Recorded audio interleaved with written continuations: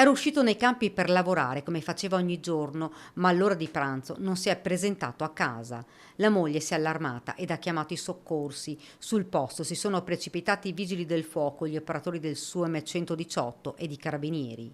Franco Pradal, 86 anni, è caduto nel canale Piavesella. Il corpo è stato trovato poco distante, incastrato tra i rami.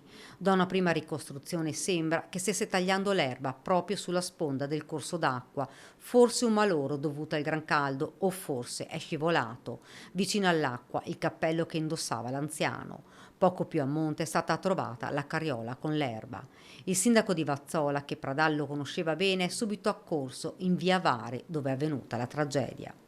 Lui aveva la sua vigna e tutto il contesto attorno alla casa lo teneva in maniera splendida, un vecchio agricoltore di quelli che non si trovano più.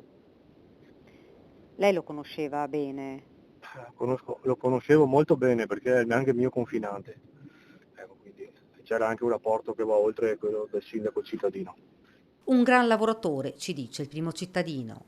Una persona buona, disponibile, un grande lavoratore, gli uomini di una volta che non si trovano più. In un primo momento sul posto è arrivato l'elicottero di Treviso Emergenza, poi la zona è stata sorvolata dall'elicottero dei Vigili del Fuoco Drago. Nel tardo pomeriggio il corpo dell'anziano è stato trovato, lasciando nello sconforto la famiglia e l'intera comunità.